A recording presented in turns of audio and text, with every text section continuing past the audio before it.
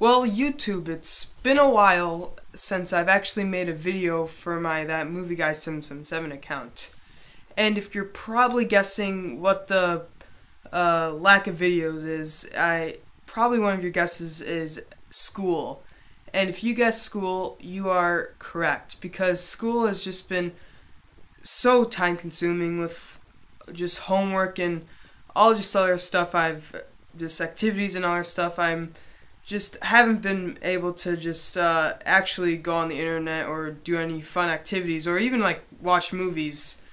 And yeah, so that's mainly the reason, the lack of videos. So hopefully I'll be starting off some fresh new videos once I get breaks and everything, but I probably will sometimes stop, have a break, keep going, and then stop. It really just depends on school. So yeah, so this is actually a review I'm gonna do because I finally got some time to see a movie. And actually this weekend I was planning on seeing Black Swan, Darren Aronofsky's newest movie, and sadly it's a limited release, so it's not shown up yet in all the theaters around me. So I was a bit disappointed, but there was one movie that I also wanted to see that hadn't came out in a few weeks ago because it was limited release as well, and I eventually saw it today, which is Danny Boyle's 127 Hours. And you guys probably don't know how I went to go see this movie, but I'm just here to tell you my review on it and just to give you my thoughts and its whole plot and synopsis, all that good stuff about the movie. So yeah, 127 Hours is a Danny Boyle film, and it's based off a true story about a real biker, Aaron Ralston, who actually this is a biographical movie about him. So yes, if you hadn't know that, just thought I should throw that out there. Alright, so let's get on with the plot for 127 Hours, if you're unfamiliar with it. So here it goes. Basically, it's about this young, reckless biker, Aaron Ralston, played by the famous James Franco, who you might know is in the Spider-Man movies and Pineapple Express and all that other good stuff. So he plays this young, reckless biker and decides to go biking in this canyon desert area without telling anybody that he's going there. And he just decides to go alone and just a lone warrior biking throughout the whole canyon area. And he seems to be having a good time. He lives life to the fullest. He's carefree. And he just is having a good time adventuring around until the unexpected happens. He falls in a canyon creek, and a boulder traps his arm in a enclosed area, so he is trapped.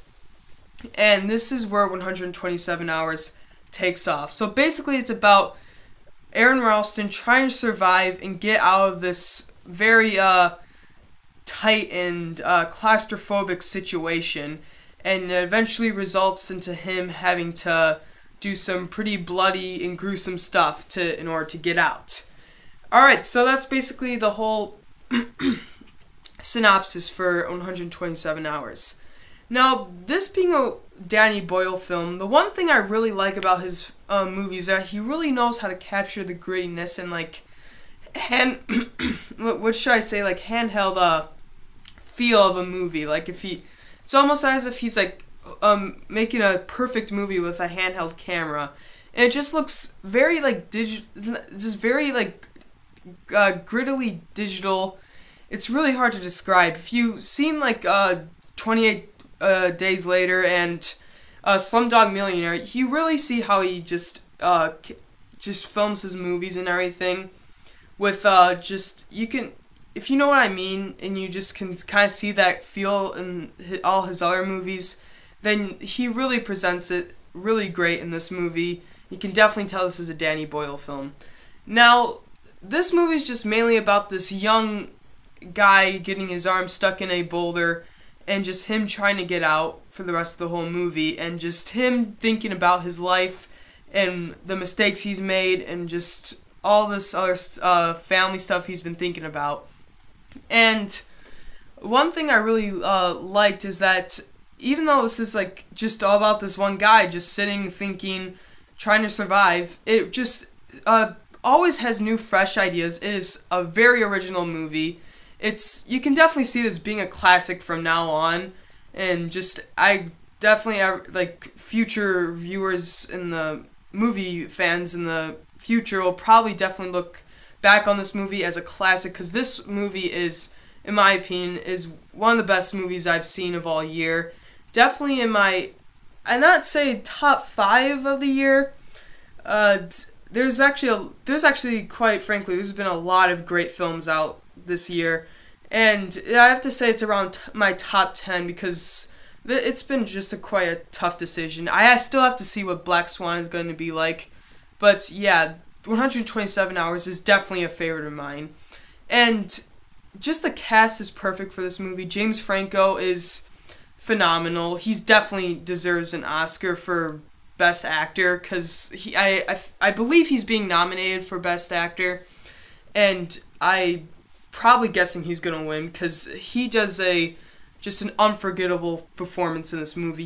He just always you are always paying attention to him on the screen. You just are never taking your eyes off him. He's like, and personally, this is one of probably his best movie I've seen of his, compared to like Spider-Man and Pineapple Express, which is really cool to see him from Pineapple Express to 127 Hours being in this really tight situation, from him being a stoner to this reckless biker. And it's just really great to see how this guy's life is and how he thinks of things during these times when he's stuck in this boulder. And it's just really interesting just to see how his life plays out and how he grew up and everything.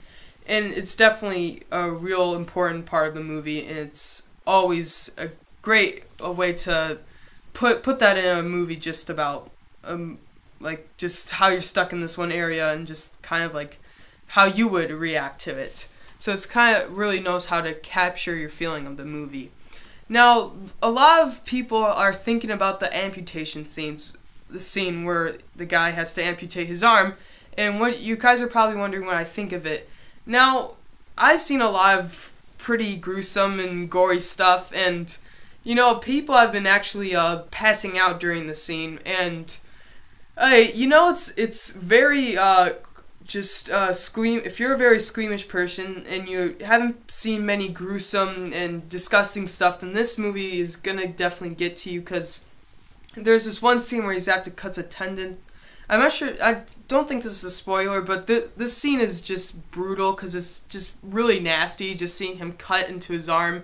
He has to break his bone, because it definitely you're just thinking, what if I was in that situation? You're really thankful for your life during that scene, because it's just really brutal if you had to do that to your arm, because it's not like one of the most brutal scenes I've ever seen in a movie, but it's pretty nasty. But I also thought the scene was a bit rushed, because I can tell if it was just getting too gory. But I guess this is kind of where the part where James Franco was getting a bit. I could tell he was getting a bit tired, because he didn't during when he was screaming in pain. It didn't you can definitely tell it was a bit like he was acting, but you could definitely tell, on his face expressions you could feel his pain and everything.